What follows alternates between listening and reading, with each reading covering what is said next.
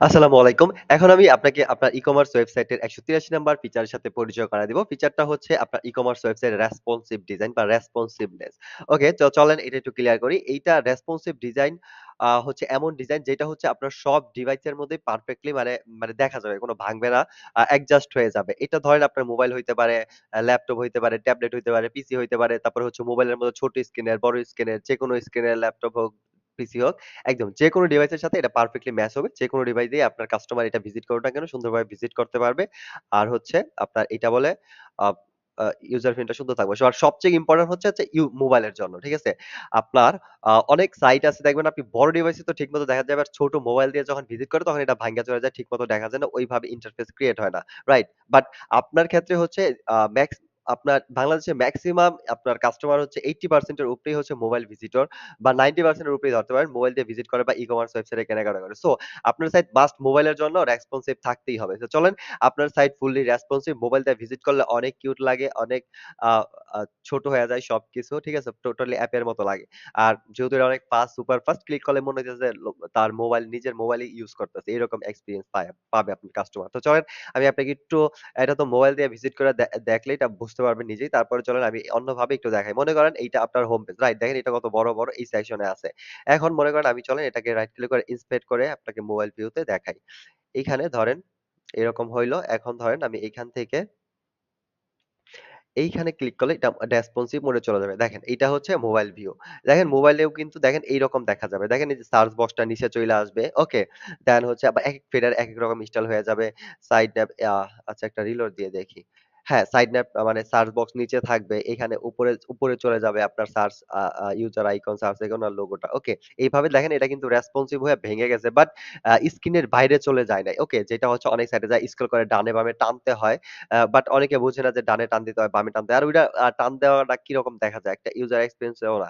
এত খুইজা কেন জিনিস কাজ করতে হবে। ওকে? বাট এটা দেখেন একবারে অটোমেটিক সবকিছু হয়ে গেছে। তারপরে দেখেন এখানে যে টপ বাটন যেইটা আছে এইটা ছোট হয়ে গেছে। আপনার মেসেঞ্জার যে আইকন এটাও ছোট হয়ে নিচের দিকে ফিক্সড হয়ে গেছে। আর এর নিচের দিকে দেখেন নতুন একটা অপশন চলে আইছে। হোম পেজের, কার্টের আর আইকনের। এটা কিন্তু আপনার পিসির ভার্সনে থাকে না, বাট মোবাইল ভার্সনে এটা কিন্তু চইলা আইছে। বুঝতে পারছেন বিষয়টা? ওকে, এইটা গেল। তারপরে মনে করেন আরো দেখি চলেন। স্লাইডার গুলা ছোট হয়ে গেছে।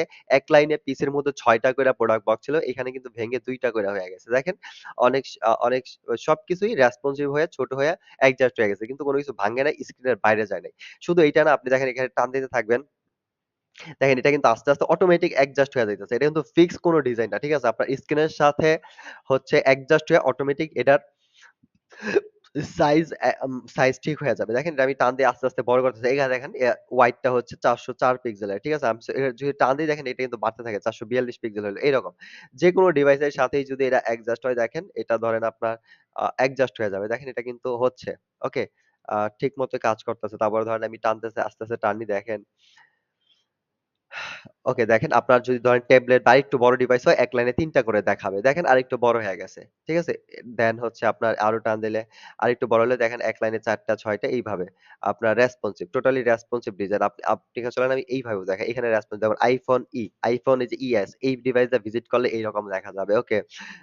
সরি। তারপরে হচ্ছে মনে করেন এই যে iPhone RX এটাতে ভিজিট করলে এরকম দেখা যাবে কিউট। ঠিক আছে? Totally responsive. তারপরে ধরেন iPhone 12 Pro এটাতে ভিজিট করলে যে এরকম দেখা যাবে। এটার জন্য টোটালি রেসপন্সিভ আছে। তারপরে হচ্ছে iPhone 30 Pro Max এটা দিয়ে ভিজিট করলে এরকম দেখা যাবে। সো এই আমি বলি এখানে স্ট্যান্ডার্ড কিছু ডিভাইস আছে। এই ডিভাইস গুলাকে রেসপন্সিভ করলেই আ আ আ আরকি হচ্ছে আপনার স্ট্যান্ডার্ড এই ডিভাইসের স্ক্রিনের হোয়াইট হাইট গুলা। সো এগুলা রেসপন্স করলে সাধারণত হচ্ছে পৃথিবীর যত ডিভাইস আছে আপনার 98% বা 90% ই রেসপন্সিভ হয়ে যায়। বুঝতে পারছেন বিষয়টা? সো আ এই ওইভাবেই ওরা এখানে এই ডিভাইস গুলো রাখছে যেগুলো হচ্ছে স্ট্যান্ডার্ড ডিভাইস আর এগুলার সাথে রেশিও করে যত ডিভাইসই হোক না কেন সব মোবাইলই একই রকম ঘুইরা ফিরা।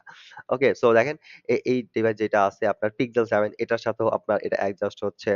তারপরে হচ্ছে Samsung Galaxy যেইটা আছে এটার সাথেও আপনার রেসপন্সিভ আছে। এইরকম দেখা যাবে আপনার তারপরে মানে দেখেন সবগুলা ডিভাইসই আছে। সো আপনি যেকোনো ডিভাইস দিয়ে আপনার কাস্টমার দেখেন এখানে এটা কি ডিভাইস? iPad mini ঠিক আছে? iPad দিয়ে ভিজিট করলে এই যে এইরকম দেখা যাবে। দেখেন কত কিউট লাগতেছে।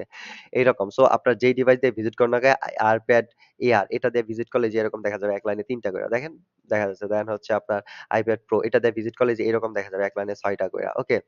সো আ তারপরে হচ্ছে সা সা এটা কি একটা ডিভাইস এটা দিয়ে ভিজিট করলে এরকম দেখা যাবে। তারপরে হচ্ছে এইটা দিয়ে ডিউ যেটা